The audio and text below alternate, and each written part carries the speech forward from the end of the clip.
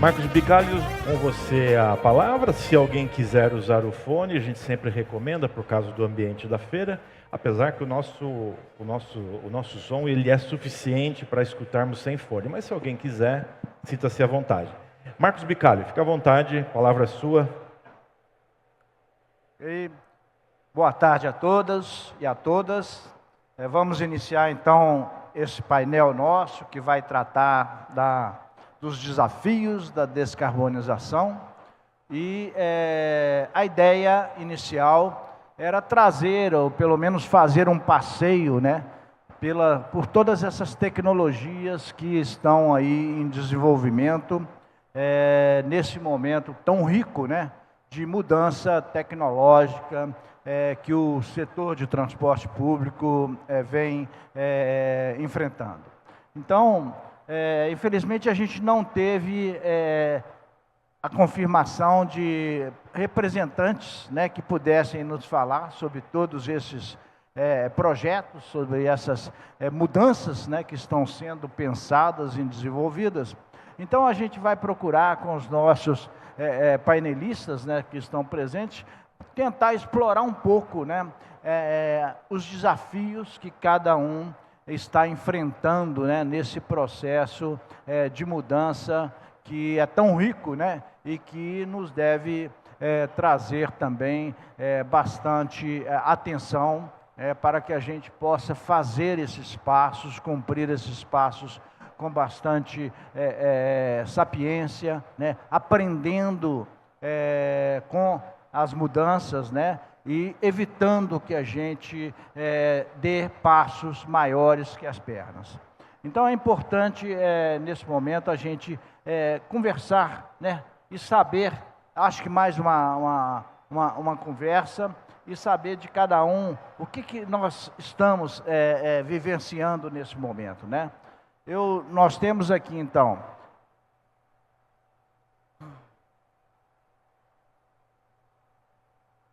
a presença do José Rossi, da Itron, desculpe, Ieda Oliveira, da Eletra, e o Gilson Piovesan, da VEG. Ok.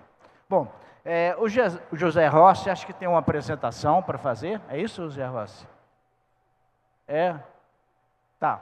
Bom, então, se você quiser fazer a apresentação, você poderia fazê-la e, em seguida, a gente, então, faz um debate com os outros dois, porque eles não vão fazer a apresentação, certo? Ok.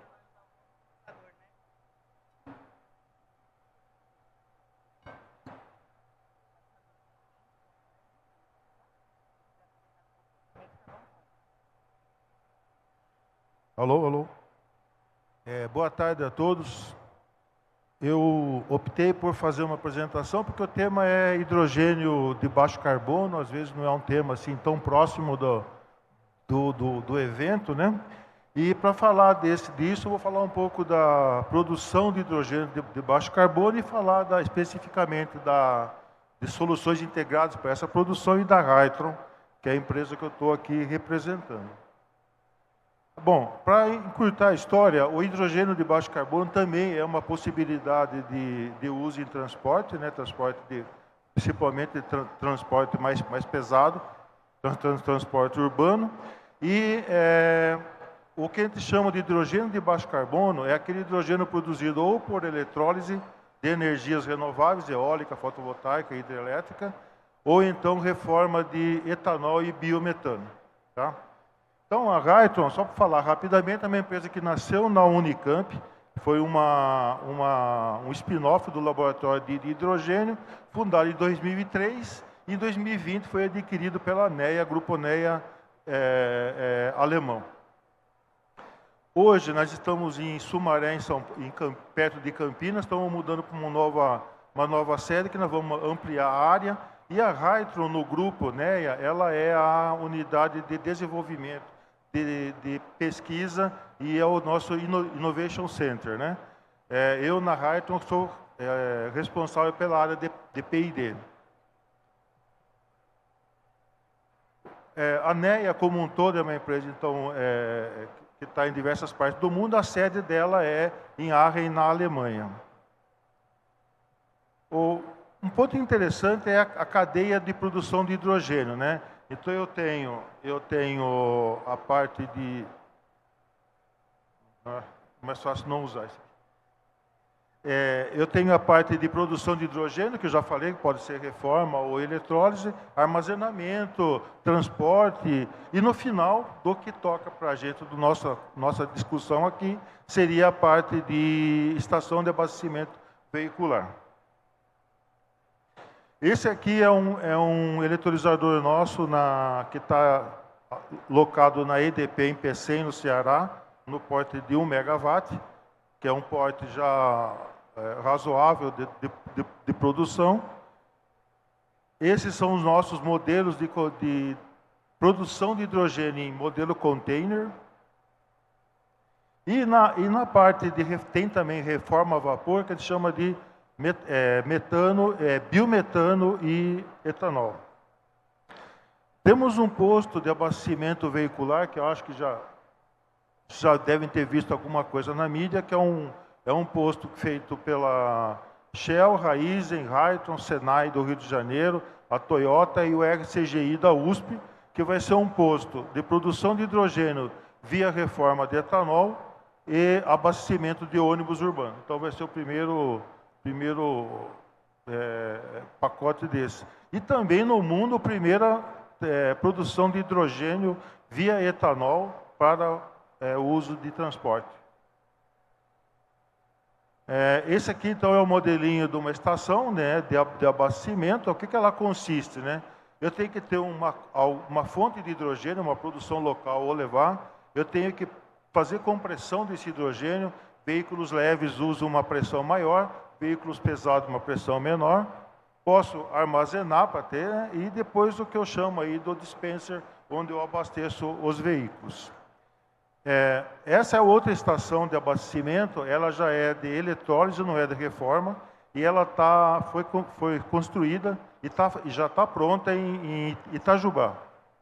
Então também é uma estação que permite abastecimento de veículos leves e pesados, e que está então em Itajubá e que foi num consórcio aí feito com a GIZ da Alemanha. E por último, a gente também tem alguns desenvolvimentos que é usar hidrogênio mais CO2 para você produzir os chamados combustíveis sintéticos. Então, diesel sintético, gasolina sintética ou ou combustível de aviação sintético. Essa já é uma rota mais complexa, mas que a gente tem isso só na fase de pesquisa ainda. Aí está quem deveria estar aqui hoje é o diretor nosso comercial, o Daniel, mas eu estou aqui representando a RAI, então meu nome é José Rossi. Muito obrigado. Obrigado, José Rossi. Já que você fez essa apresentação, eu gostaria de colocar uma pergunta sobre essa tecnologia de produção de hidrogênio a partir do etanol. É uma solução, em primeiro lugar, é uma solução brasileira que eu consulto, e qual é a expectativa de uma disponibilidade desse combustível para um uso mais comercial? Alô? Oi. Sim, ela foi desenvolvida pela Hytron, desde 2003 estavam nessa desenvolvimento. Esse reformador que vai ser instalado na USP é o primeiro que vai ser feito no modelo mais próximo do comercial, mas ainda é um piloto. Ele produz 50 normômetros cúbicos, dá uns 12 quilos de hidrogênio por hora, suficiente para abastecer 3 ônibus urbanos e rodar. Tem uma próxima fase desse projeto, que é um tamanho 10 vezes maior, que ainda vai ser decidido onde vai ser instalado. Sim, é uma tecnologia agora que vai estar disponível, né, nessa fase, e o Brasil, acho que é o único país do mundo que eu conheço que faz reforma de etanol. O que é a vantagem para a gente da reforma de etanol? Etanol para transporte. O etanol já está em todos os bem distribuído. Se eu usar uma reforma, eu posso fazer um abastecimento veicular no mesmo lugar que eu abasteço um carro a etanol normal. Então, isso teria um ganho, o etanol seria um vetor para transportar o hidrogênio. Obrigado. Nós vamos então passar um pouco agora para a área dos elétricos, né? Conversar um pouco com a Ieda, da Eletra, e eu gostaria de colocar para a Ieda duas questões, né? Primeiro, seria importante, Ieda, você falar um pouquinho da trajetória da Eletra para a gente, né? Uma empresa que já está aí há bastante tempo no setor, nessa área de desenvolvimento de soluções elétricas para ônibus, né? E, no segundo momento, eu gostaria de fazer uma pergunta específica, né, sobre essa novidade que nós estamos vivendo nesse momento, né, que é o PAC do governo federal voltado para as prefeituras, né? Quer dizer, nós tivemos durante muito tempo, né, fora dessa realidade do poder público adquirir frota de ônibus urbano, né? E agora nós estamos vendo uma retomada dessa política, e eu gostaria de ter a sua impressão, né, como fabricante, de como que você vê esse desafio, né, de começar a vender ônibus para o poder público. Alô? Bom, boa tarde a todos, né? Prazer estar aqui nesse evento, parabéns aí, o evento realmente esse ano tá muito forte, muito interessante, e os debates também, né? Bom, a Eletra é uma empresa 100% brasileira, né, que desenvolve sistemas de tração para ônibus há mais de 22 anos. Nós temos, com tecnologia 100% nacional, desde os trólebus, passando pelos híbridos e os elétricos puros. Então, nós temos aí uma longa experiência, né? Vivenciamos toda essa questão de como introduzir os elétricos, né? Acho que esse é o tema principal. A gente ficou durante muito tempo explicando o que era tecnologia, como funciona. Acho que a gente meio que está quase que superando essa etapa, né? Agora, a questão é como a gente transforma isso em realidade nas cidades. Então, nós estamos aqui, o nosso stand está aqui em frente, convido todos para irem lá. A gente está com a linha completa de urbano, desde o MID, básico, padrão e articulado, todos eles preparados aí para a realidade do mercado nacional, né? A gente costuma dizer que transporte no Brasil não é para os fracos, né? Aqui o bicho pega. Nós temos ônibus operando em rampas de 23%, que chega em determinados momentos do dia, vai a 9, 10 passageiros por metro quadrado, tem valeta, tem lombada, tem árvore no caminho. Essa é a nossa realidade, né? Então, os nossos produtos têm que estar muito dedicados a essa realidade. Então, a Eletra tem esse compromisso, né, de entregar para o mercado algo que esteja muito próximo daquilo que é o que a gente tem, né? A gente, o operador, né, a função dele é transportar pessoas, não é difundir tecnologias. Então, esses ônibus, eles têm que estar disponíveis, né, o maior tempo possível, e esse é o nosso foco principal. Por isso, nós temos aqui, né, grandes parceiros como a Caio. Nós usamos as plataformas de chassi das montadoras Mercedes e Scania. Temos a WEG como nosso grande parceiro de motor, inversor e baterias, né? Então, a ideia é que a gente realmente tenha o antes, o durante e o depois, né? Que é muito importante para quem opera no sistema. Agora, o PAC, a gente tem tido várias discussões com relação a isso. É um programa muito importante. Eu acho que, no geral, não só para os elétricos, mas também para o diesel, né? A gente precisa, depois de uma pandemia, a gente precisa de recursos para retomar o sistema. Eu acho que o PAC é uma iniciativa importante nesse sentido. E a gente vem debatendo esse tema de que a gente está defendendo que seja aberto a subvenção, né? Nós entendemos, São Paulo, né, tá com uma solução muito interessante, Porto Alegre também fez isso, né? Ou seja, o recurso vem para a prefeitura, mas ela repassa esse recurso para o operador comprar o ônibus. Porque a gente sabe, né, já tivemos várias histórias, né? Quando o poder público compra o veículo e o operador vai operar, começa aquela discussão. Ah, mas e a manutenção? Você vai fazer aonde? Quer dizer, é um bem público que está sendo disponibilizado para um operador, e aí começa a engessar o sistema inteiro, né? Porque o operador A gente tem uma cidade que soltou uma licitação e você lê a licitação e é assim, olha, se demorar 24 horas para trocar o vidro é multa de tanto. Se demorar não sei quanto tempo para atender não sei o que, é multa de X. Quer dizer, isso não funciona, né? É importante que cada um esteja no seu papel, né? O operador de transporte, ele recebe muitas críticas, mas é ele que está lá na ponta, né?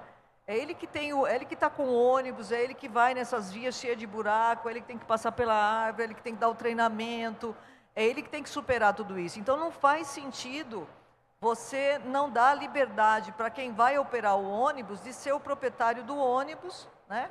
E de poder ter a gestão do sistema como um todo, né? Então, eu acho que o PAC é um programa importante. A gente vem defendendo muito isso junto ao Ministério das Cidades, né? Estamos aí, outras prefeituras também estão entrando, que você possa fazer a subvenção, que seja uma possibilidade, ou seja, que as prefeituras possam ter essa liberdade. Não ser obrigadas a licitar o ônibus, todo mundo sabe como é o processo de licitação, né? É lento, aí todo mundo fica na dúvida se vai receber, se vai demorar para receber, aí começa a inflacionar os preços. Então a gente acha que o modelo de subvenção é o melhor modelo e que deve ser adotado, né? O governo está bem sensível a isso, né? As prefeituras também sabem da dificuldade que é você ter uma frota pública, né? Depois que você tem que trocar a bateria sei lá, no 8º ano, você vai ter que trocar a bateria, e aí quem troca vai ser uma nova licitação para trocar a bateria. Então tem toda uma questão aí que a gente vem defendendo que a subvenção vai ser o melhor caminho aí para a introdução dos elétricos. Nós estivemos analisando essa questão com bastante atenção também dentro da NTU, e temos assim um posicionamento muito alinhado com essa ideia de não desfazer, né, o modelo de negócios que até então o setor experimenta, né, que é um investimento de capital misturado com prestação de serviço, né, e é um modelo que está consagrado, né, e então, nós também temos um posicionamento bem alinhado com essa linha que você colocou. Bom, eu vou passar agora para conversar um pouquinho com o Gilson sobre... Desculpe, o Francisco Escrofa, da Enelx. O Francisco chegou, a gente já estava conversando aqui. Seja bem-vindo, Francisco. Bom, eu vou conversar um pouquinho com o Gilson agora sobre a parte mais de equipamentos que complementam, né, essa tecnologia de ônibus elétrico. A WEG, pelo que eu sei, ela fabrica motores elétricos, ela fabrica baterias e fabrica carregadores também. E eu gostaria, Gilson, que você pudesse falar um pouco, né, do domínio dessa tecnologia pela WEG, né, e principalmente na questão dos carregadores, né, se a WEG já está fabricando no Brasil os carregadores de corrente alternada, corrente contínua, se nós já temos aí dentro da nossa indústria nacional todo o domínio dessa parte de carregadores. Ok, obrigado. Primeiramente, queria agradecer à organização do NTU pelo convite, a oportunidade de estar aqui falando sobre ônibus, que no entendimento da WEG é a primeira grande frente aí de entrada em massa de mobilidade elétrica no Brasil, não só no Brasil, nos outros países começou assim também, né? Então é fundamental esses encontros para a gente poder amadurecer essa discussão, né? E a gente vê cada vez que tem uma Latibus aqui, o incremento de opções de ônibus, fornecedores, na parte de mobilidade, seja carregadores, seja veículos, né, propriamente ditos, tem crescido bastante e a tendência é crescer bem mais, né? Então é muito importante esse tipo de discussão. Bom, falando sobre o domínio da WEG, desses produtos, acho que tem que falar um pouquinho da história da WEG, né? A WEG é uma empresa brasileira que começou aí há mais de 60 anos e ela é uma das, digamos assim, nós somos um ser diferente aqui dentro, porque aqui basicamente são empresas de mobilidade que estão partindo para o elétrico. A WEG vem no caminho contrário, né? A gente começou do elétrico, né? E aí a gente começou também atividades de mobilidade. Então, o domínio toda essa parte elétrica, né, já vem de muitos anos, né? Então, o que a gente fez foi criar itens, né, desenvolver versões de produtos que a gente já trabalha para mobilidade, né? Então, apesar da mobilidade ser uma coisa nova, né, a WEG já está desde o começo dos anos 2000 em projetos de ferrovias. Aí a gente já começou com um projeto grande aí com a Eletra, né, na parceria nos trólebus, né? Durante aí muitos anos o trólebus foi a grande referência de ônibus elétricos, ainda está aqui, né? Os ônibus ainda são aí, digamos assim, o maior modelo, né, em circulação. E a gente veio nesse aprendizado, né? Então, com essa expertise que a gente trabalhou e sempre com engenharia local, né?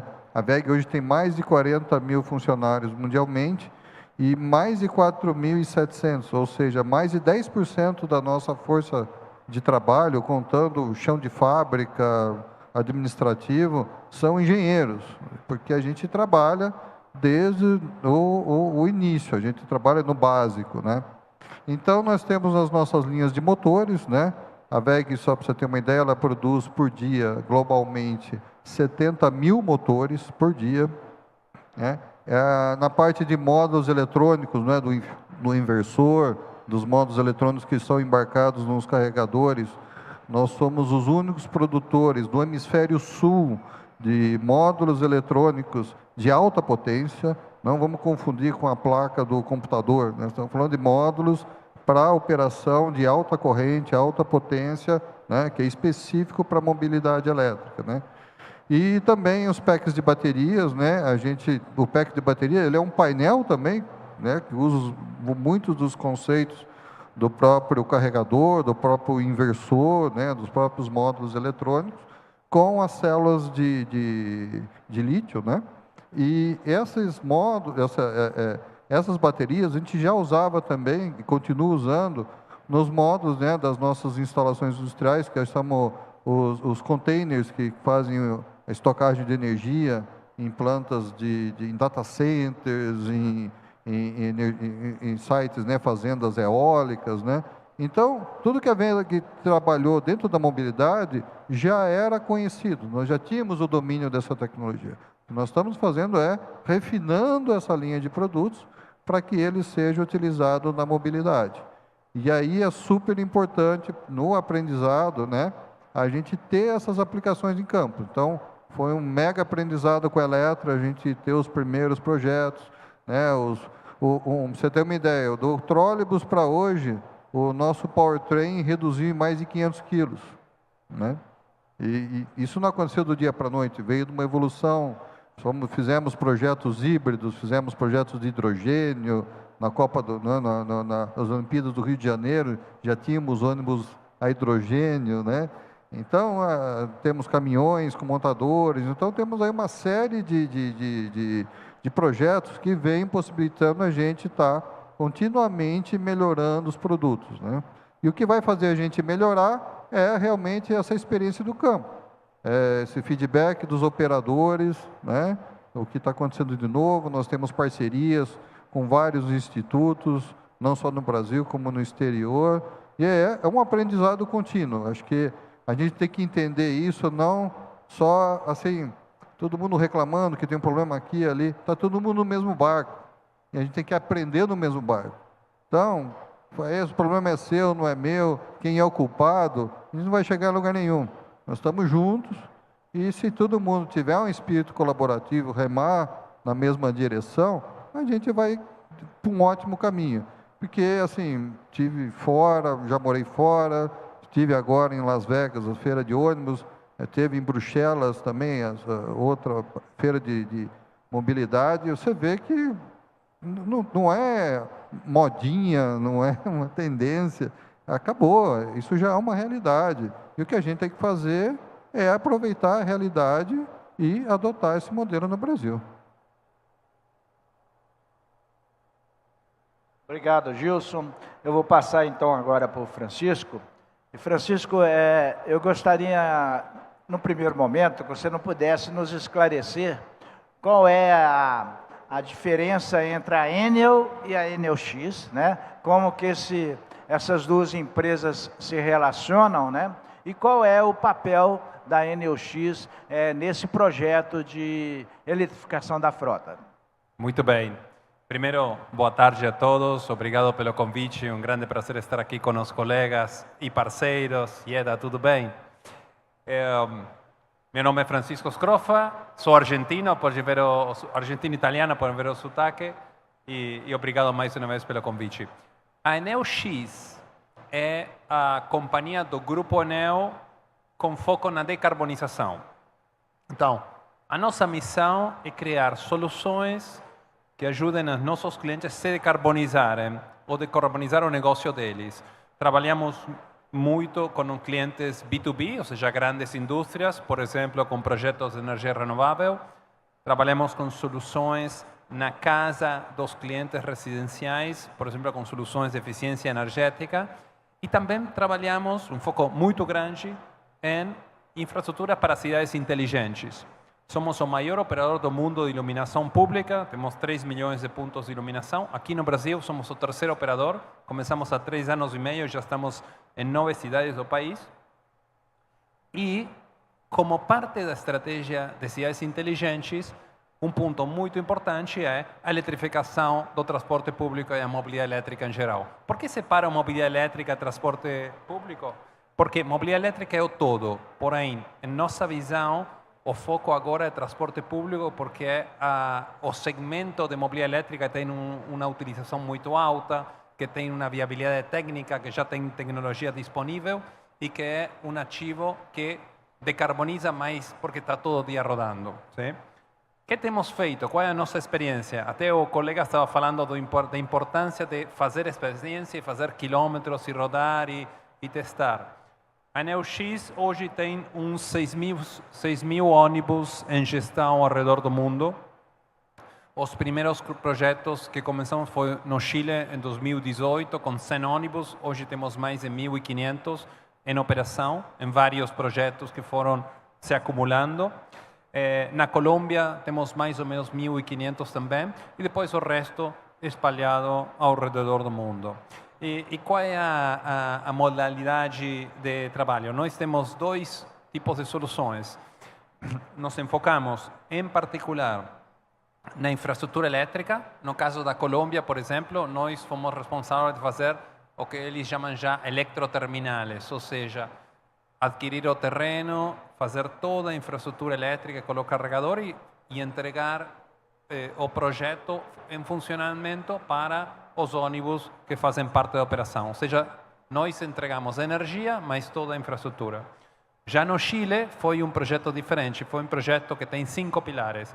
O ônibus, a tecnologia do ônibus, a infraestrutura elétrica, a energia, toda a parte de plataformas para gerenciar tudo aquilo e o financiamento. Então, são 2 modelos diferentes. Um é venda e outro é um modelo de largo prazo, como se chama, as a service. ¿Sí? Aqui no Brasil, temos começado, temos já há 2 anos desenvolvido o mercado, uma pipeline muito grande, como vocês comentaram, o Brasil tem um grande potencial e tem um potencial, eu acho, para ser líder na Latinoamérica, porque a diferença dos países onde a gente já opera, aqui no Brasil temos tecnologia local, temos já como esses ônibus da Eletra que vocês podem ver, que feitos no Brasil, desenvolvidos no Brasil, WEG faz parte daquela parceria. Então, tem a tecnologia local que traz também desenvolvimento econômico. Em segundo lugar, a matriz de energia renovável do Brasil é líder a nível mundial. Então, aquela discussão de os ônibus elétricos usam energia que não seja limpa, garantimos que a energia nos projetos de ônibus eles vêm atrelado a um contrato de energia renovável, então 100% certificado o projeto emissão zero, sim? Que é muito importante. E depois tem um mercado muito relevante. E então, temos projetos, na verdade, desenvolvidos em todo o Brasil. Onde começamos aqui? Lá atrás, Ieda foi em setembro ou outubro que a gente... Setembro, aí está a foto. Uma foto que trouxe a Ieda, mas é do projeto que lançamos em setembro, que são os primeiros 48 ônibus em operação. Esses ônibus são propriedade da NeoX. Nós fizemos o compromisso de fazer o primeiro passo justamente para mostrar que o modelo de negócio funciona, testar a tecnologia, colocar esses ativos em funcionamento à disposição da cidade e dos operadores. E hoje esses ônibus estão prestando serviço na cidade de São Paulo. Nesses meses, logicamente, tivemos uma operação que acho foi muito boa, mas também temos pequenos ajustes do dia a dia, como falava o meu colega aí, na operação. E estamos trabalhando muito de perto, seja em NeoX, mas também em Neodistribuição, porque não esqueçamos que para eletrificar as garagens na cidade de São Paulo é preciso que a Neodistribuição coloque toda a rede, a disponibilidade da rede.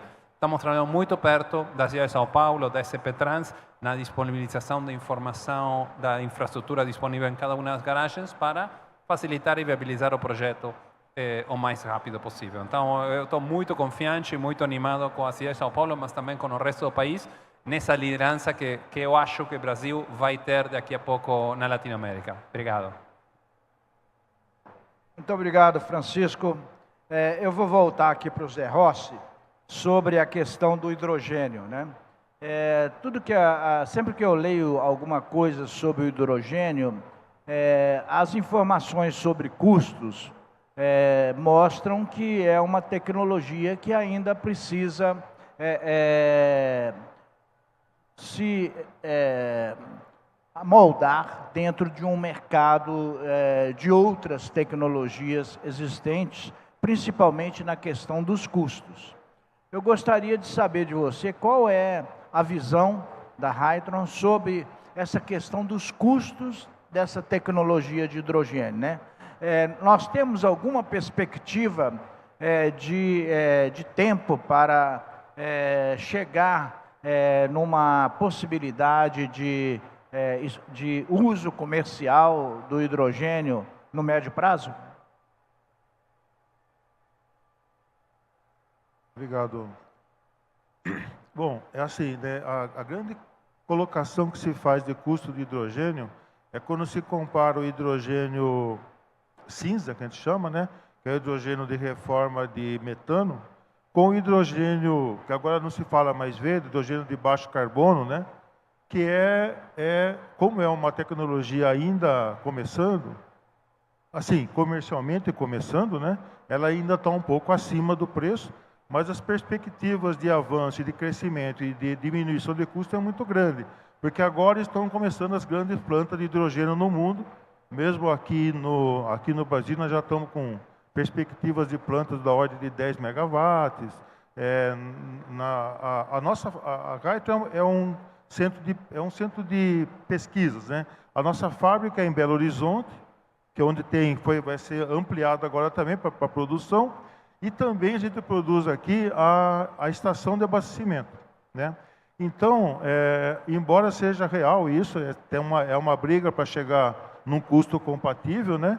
Mas é mais ou menos a evolução tecnológica. Agora, no mundo já existem muitos pontos de recarga de ônibus. Barcelona tem uma grande rede, né? Então, Marcos, eu acho que a perspectiva é de médio, curto prazo, a gente já ter viabilidade econômica.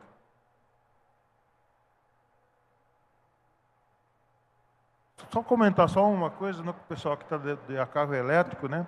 Eu trabalhei antes no centro de pesquisas, que era o CPQD. Eu vivi muito esse boom aí do começo do carro elétrico, e é interessante ver onde chega rápido se bem que o hidrogênio também é elétrico, só que abastecimento por outros modos, né? Mas é legal ver como que evoluiu nesse tempo e como chegou rápido em custos competitivos, né? É tecnológico mesmo. Ieda, eu gostaria de falar um pouco sobre a questão da autonomia dos ônibus elétricos, né?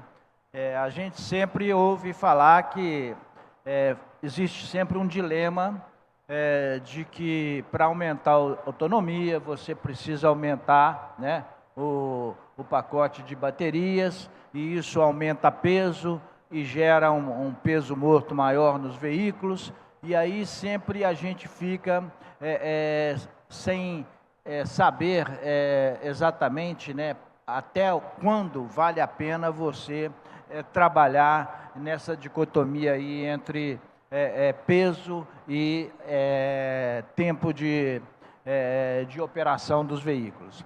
E existem outras soluções, né, como o e-trol, né, que vocês estão trabalhando agora, e eu gostaria de saber sobre a perspectiva, né, dessa tecnologia do e-trol, como que vocês estão vendo, né, isso principalmente para aplicação em corredores de ônibus, e se realmente a gente vai avançar aí, porque eu acredito que além da questão da autonomia, nós temos uma outra questão que é uma exigência menor da capacidade de energia concentrada nos pontos de carregamento, né?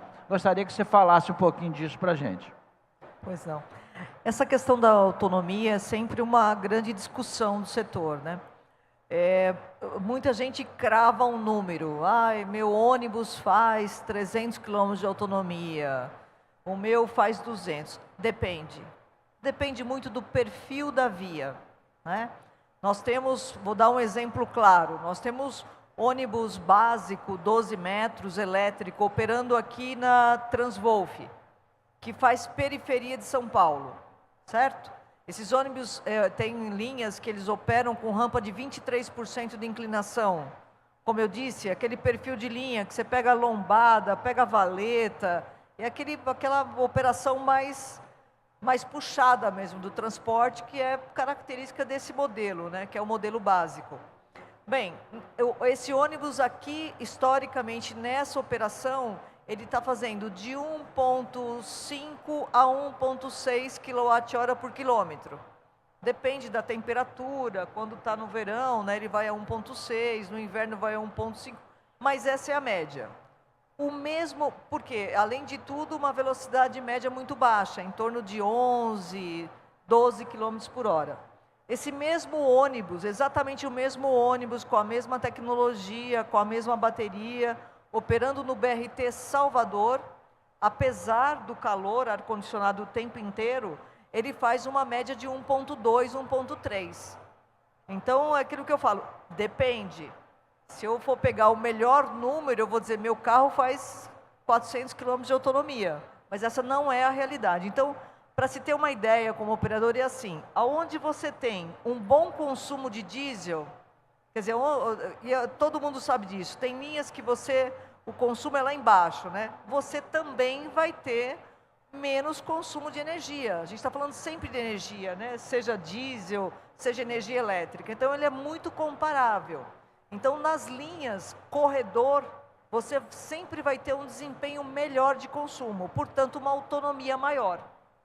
Mas hoje, a maioria dos ônibus, nossos ônibus urbanos, por exemplo, que estão aí, eles fazem, em média, de 220 a 250 km de autonomia.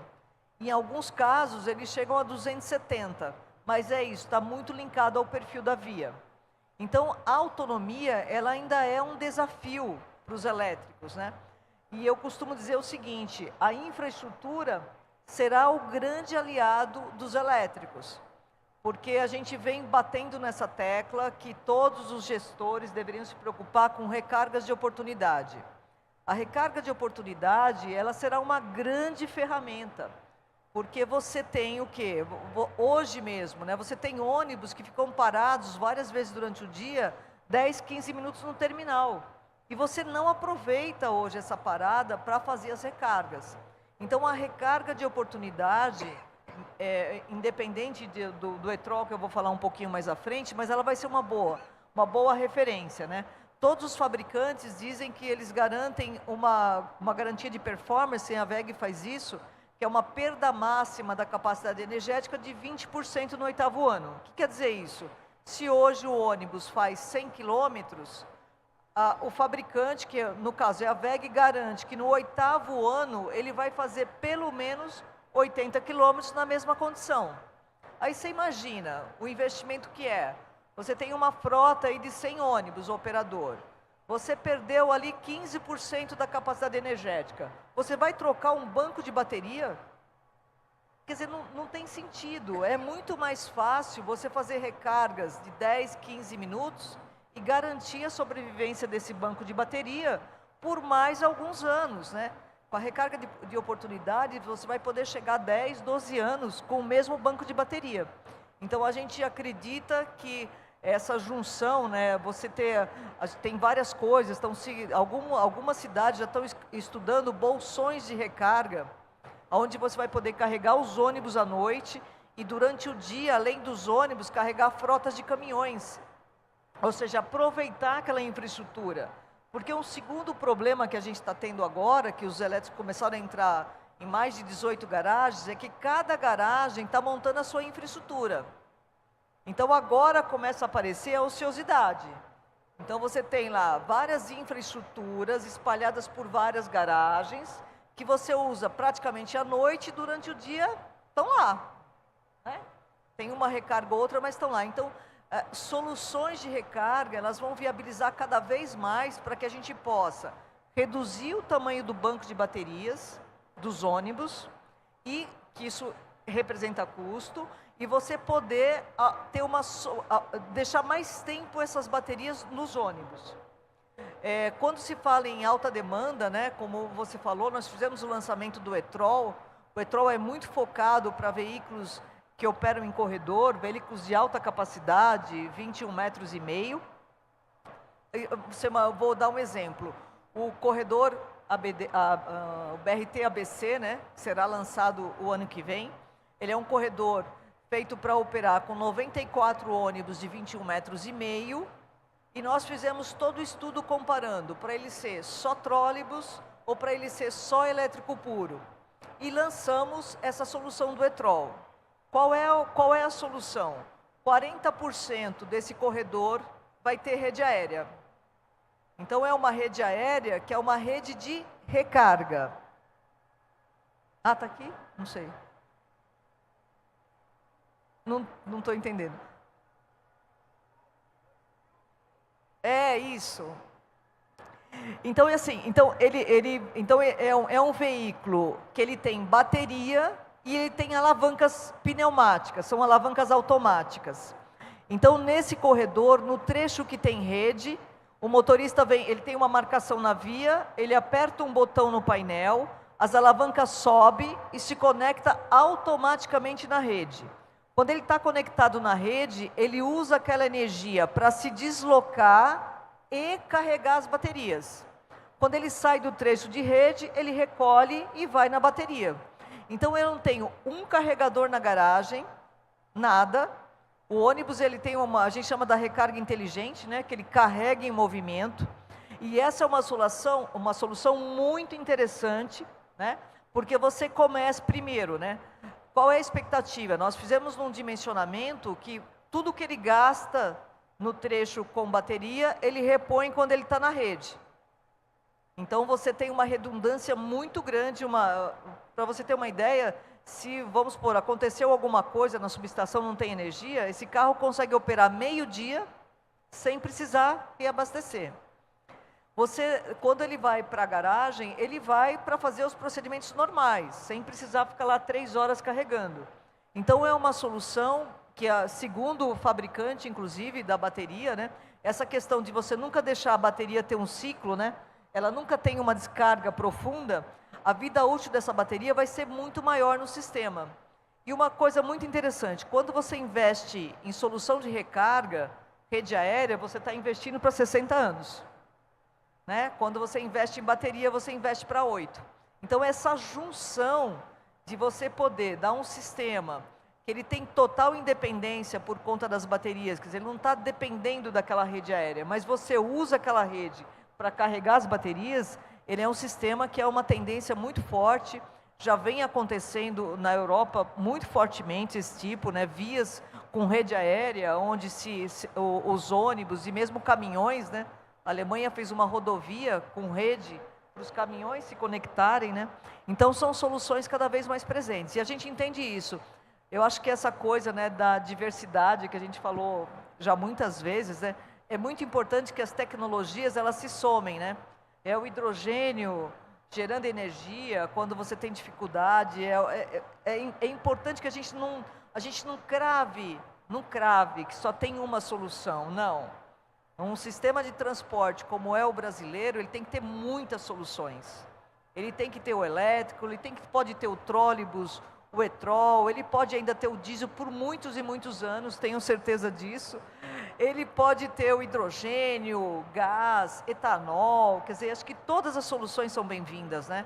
Acho que a gente ficou muitos anos discutindo se era elétrico, ou se era biodiesel, se era etanol, são todos. A oportunidade tem que ser para todas as tecnologias, né? A gente defende isso e a gente acha que essa junção das tecnologias, você conseguir usar o que tem de melhor de uma, é o que vai garantir a sustentabilidade, né? Ou seja, um transporte limpo, sustentável. Só queria complementar uma coisinha. Qual a diferença do elétrico? É que o elétrico, ele agrega mais do que só a questão da emissão, né? Ele agrega silêncio, ele agrega um conforto maior para quem dirige, ele agrega um conforto maior para quem anda no ônibus, né? Nós estamos com algumas experiências, algumas empresas intercalaram um ônibus diesel e um ônibus elétrico, né, na operação. Nós estamos com quase 300 ônibus em São Paulo agora, e o passageiro ele espera, ele fica no ponto e ele espera, se ele vê que o próximo ônibus é um elétrico, ele espera o elétrico. Quer dizer, isso é uma mensagem para todo mundo que presta serviço. E ele, além da questão do conforto, ele já fala, mas aquele ônibus não polui. Então essa é uma dica muito importante, que o sistema, claro, se precisa de financiamento, precisa de remuneração, é muito importante essa parceria, né? É uma construção que se faz com vários atores, né? Então acho que essa mas é como o Gilson falou, né? É uma realidade que veio, está aí para ficar, e a gente tem que entender como a gente vai viabilizar tudo isso. Bom, vamos continuar aqui, o papo está muito animado. Eu gostaria de falar com o Gilson agora sobre uma questão que preocupa muito os operadores, que é o descarte das baterias após a vida útil. Como que a WEG, né, como fabricante de baterias, ela vê essa questão do descarte, né? Porque sempre fica uma apreensão por conta do operador, né? O que eu vou fazer com essas baterias ao final da vida útil? Então, eu gostaria que você falasse um pouquinho para nós, Gilson, sobre essa questão. Bom, a gente tem enxergado hoje o descarte como uma grande oportunidade de negócio. Para nós, a gente fez uma modelagem de negócio, aonde a gente vai trabalhar com a segunda vida das baterias e depois uma solução do descarte, né? Então, para essa segunda vida da bateria, o que a WEG tem se comprometido é que a gente tem o interesse em receber essa bateria, inclusive a gente coloca isso em contrato, se for o desejo do cliente, se ele se sentir mais confortável, e essas baterias a gente vai usar em nossa outra unidade de negócio, que são os containers que fazem o estoque, né? Então a ideia é a gente ter no que a gente chama de BESS, né, de Battery Energy Storage System, né, que a gente usa, como eu falei, em data centers, né. Então a ideia de usar essas baterias, a gente vai colocar elas vão estar ainda aí com 80% de carga, ela ainda pode usar em um bom tempo, não existe tantas limitações de espaço e peso, então você pode ter um volume maior de bateria, né, para se consumir. E a gente entende também que a gente pode até oferecer esse BESS mais competitivo no mercado, né, usando essa solução.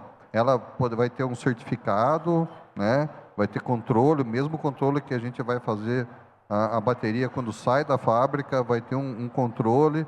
Nós vamos pegar essas baterias, vão ser analisadas, checadas, revisadas, né? Vão para essa segunda vida, vão ser utilizadas.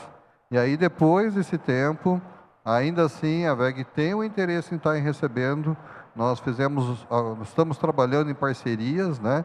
Eu gosto de destacar da Energy Source, né? Que é uma empresa em São João da Boa Vista, em São Paulo, que já tem a experiência de fazer a reciclagem de baterias de laptops, de celulares, né? E ela já tem parceria com várias outras, né? Inclusive a Jaguar Land Rover fez um aporte, né, nessa empresa recentemente.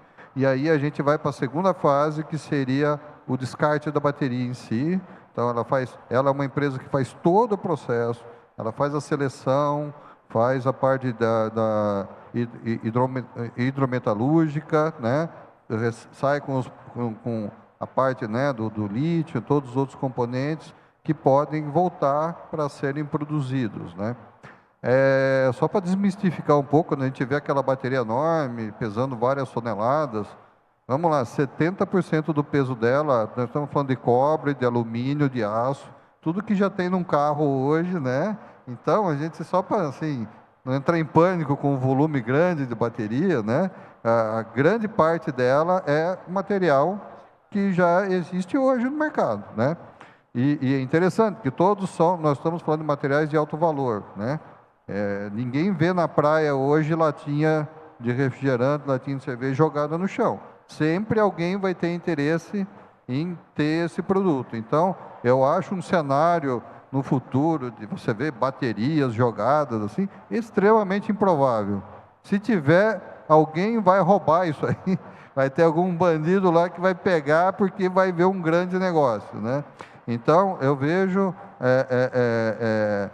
essa reciclagem como uma oportunidade de negócio, e eu acho que assim é o menor dos problemas, né? Entendo a ansiedade, mas quem quiser conhecer mais, conversar com a WEG aí, ou através da Eletra, que fique à vontade, mas nós estamos muito tranquilos com essa questão da reciclagem.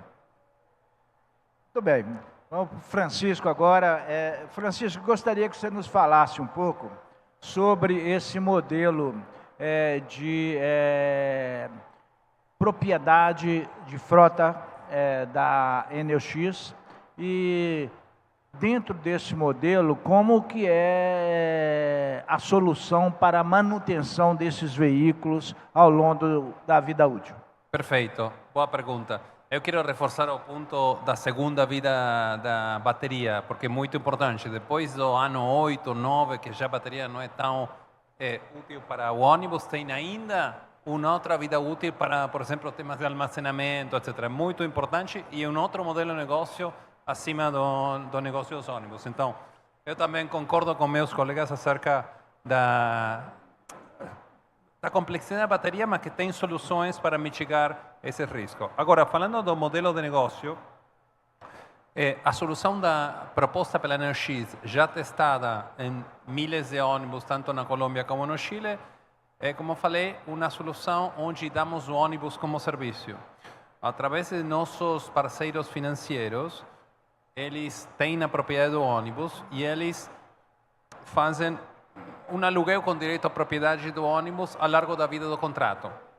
Por exemplo, no caso de São Paulo, temos os contratos que são de uns 12 anos de extensão. Então, isso faz com que seja muito mais fácil para o bolso do operador a entrada do ônibus, que todo mundo sabe que tem um custo maior que o ônibus diesel. Porém, fazendo com um contrato de longo prazo de serviços, a gente consegue evitar esse golpe no bolso do operador ao início e diluir o valor ao largo do contrato.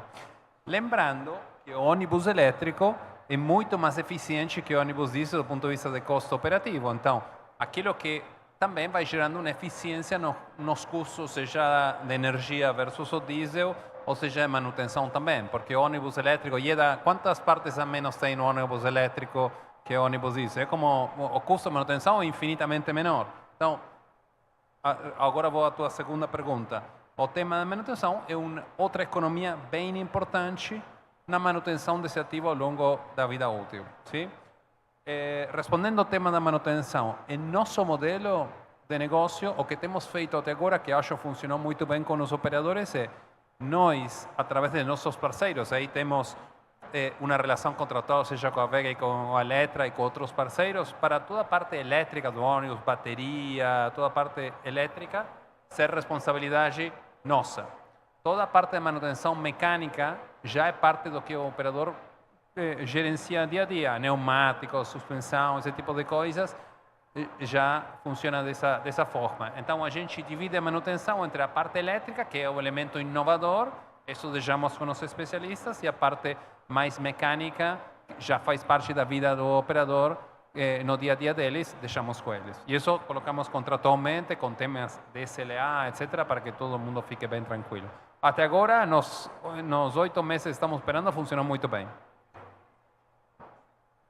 Bom, pessoal, acho que a gente deu uma passada, uma pincelada aqui, né, nos grandes desafios aí que a gente tem com esse processo de renovação tecnológica no setor, e acredito que teríamos assunto aqui para bastante tempo ainda, mas o nosso tempo está já findando, e acho que foi um avant-première, né? A gente pode continuar explorando mais essas questões nos nossos próximos encontros. Eu gostaria de agradecer ao Gilson, a Eda, gostaria de agradecer ao Francisco, gostaria de agradecer ao José Rossi, pela presença e pela disponibilidade de estar aqui colocando um pouco dessa inovação que chega no nosso setor. Muito obrigado a todos pela atenção. Uma salva de palmas aos palestrantes.